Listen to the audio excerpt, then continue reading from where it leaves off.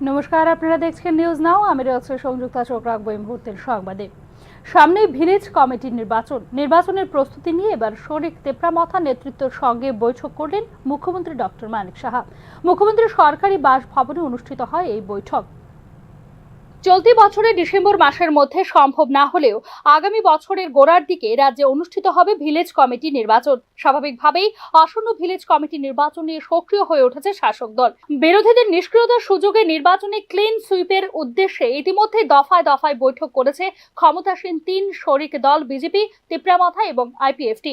এক্ষেত্রে সাইনবোর্ড সর্বস্ব আইপিএফটি চেয়ে তেপরামথাকে সবচেয়ে বেশি গুরুত্ব দিচ্ছে বিজেপি।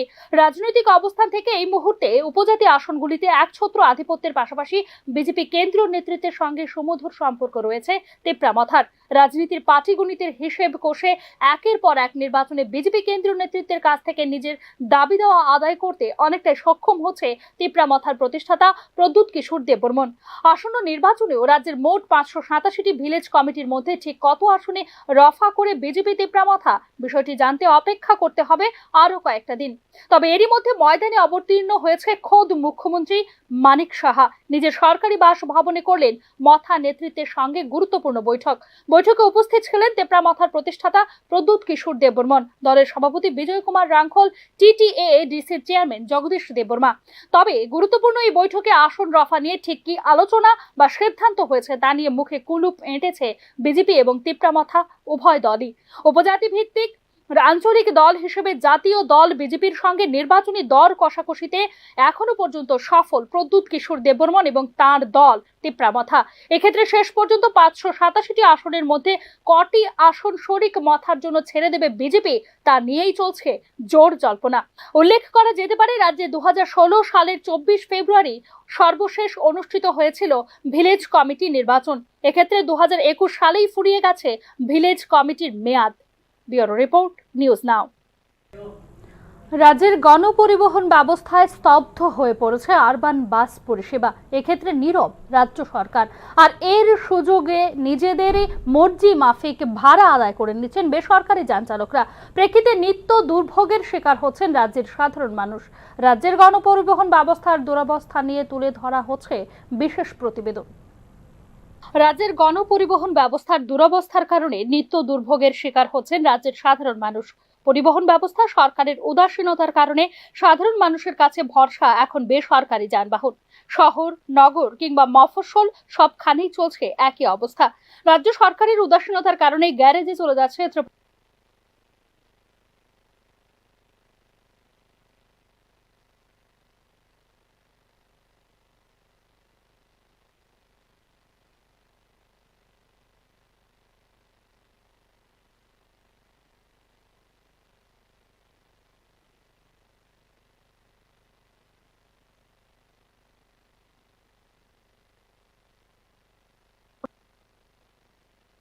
কোম্পানি লিমিটেডের একের পর এক বাস।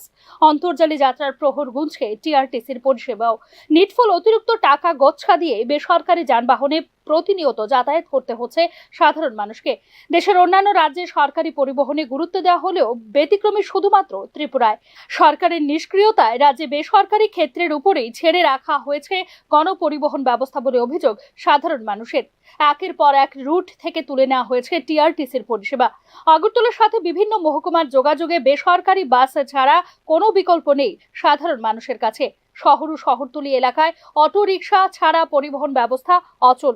সুযোগ বুঝে অটো রিকশা চালকরাই একটি রুটের নিয়ন্ত্রক, ভাড়া চাপানো হচ্ছে মর্জি মতো। এক্ষেত্রে নীরব দর্শক পরিবহন দপ্তর। একটা সময় টিআরটিসি বাস পরিষেবায় যুক্ত ছিল প্রতিটি মহকুমা, কিন্তু বর্তমানে বিপন্ন হয়ে উঠেছে টিআরটিসির অস্তিত্ব।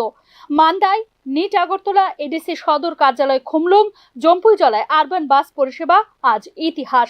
বিশ্রামগঞ্জ, বিশালগড়, মোহনপুর, সিদাই, সিমনা প্রভৃতি স্থান থেকে উঠিয়ে নেওয়া হয়েছে শহুরে বাস পরিষেবা।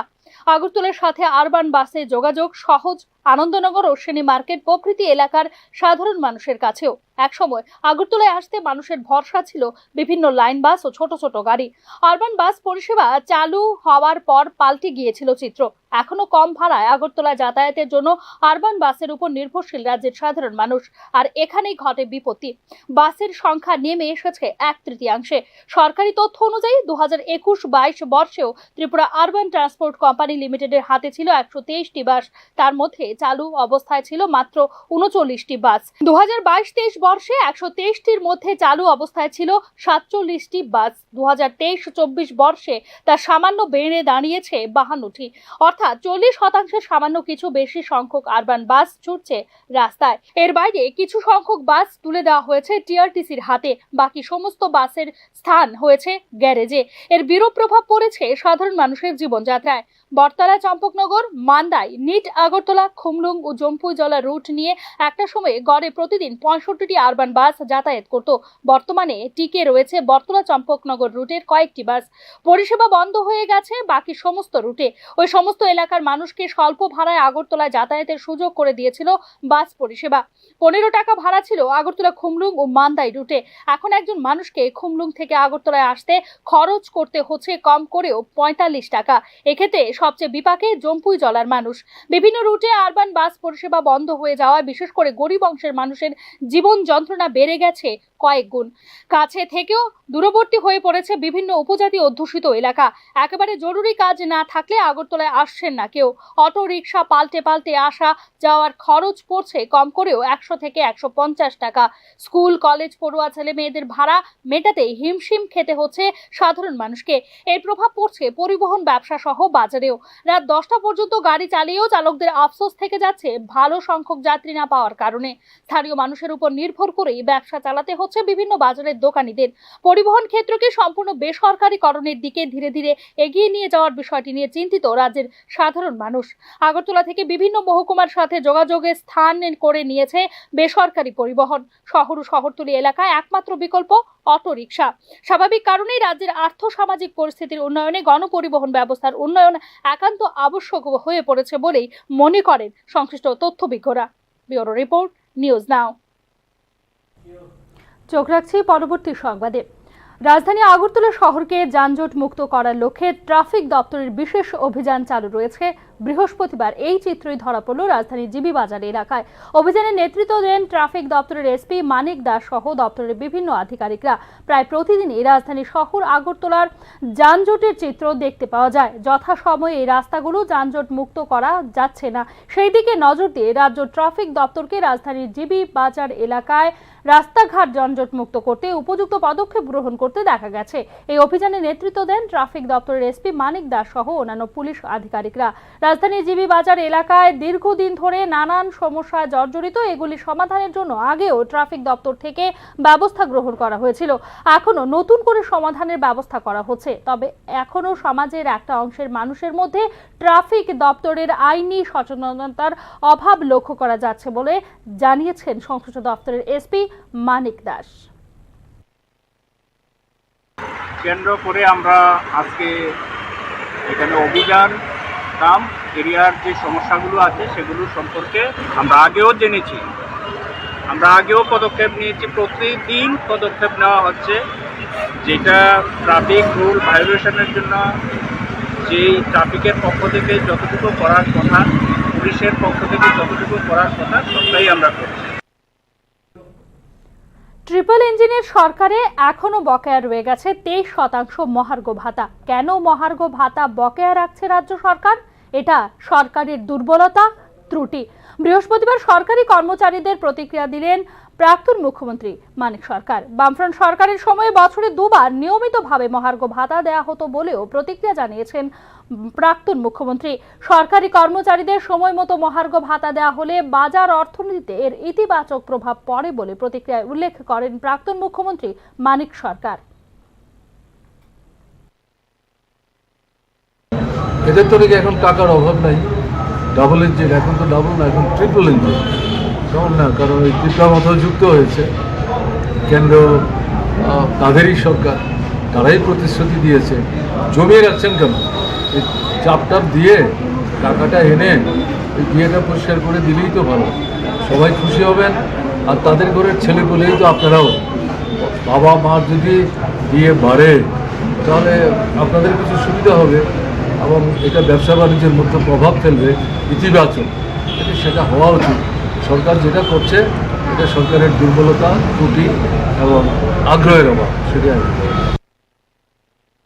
সিপিআইএমের ঐতিহাসিক নভেম্বর বিপ্লব দিবস উদযাপন ও 11তম পূর্ব আগরতলা অঞ্চল সম্মেলনকে সামনে রেখে বৃহস্পতিবার রক্তদান শিবিরের আয়োজন করা হয় মেলার মাঠে দলীয় কার্যালয়ে। উপস্থিত ছিলেন প্রাক্তন মুখ্যমন্ত্রী মানিক সরকার, সিপিআইএম রাজ্য সম্পাদক জিতেন্দ্র চৌধুরী সহ অন্যান্যরা। প্রসঙ্গত, 107 বছর আগে রাশিয়ার মাটিতে এক বিপ্লব সংগঠিত করার মধ্য দিয়ে এক নতুন সমাজ ব্যবস্থার সূচনা হয়, যার নাম সমাজতান্ত্রিক ব্যবস্থা।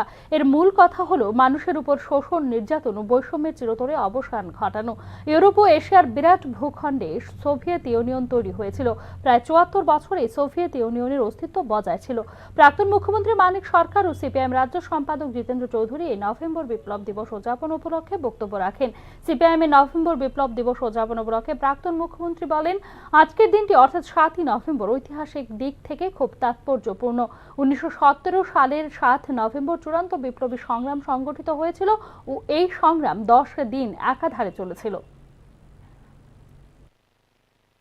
এই কর্মসূচির অন্যতম অত্যন্ত গুরুত্বপূর্ণ বিষয়।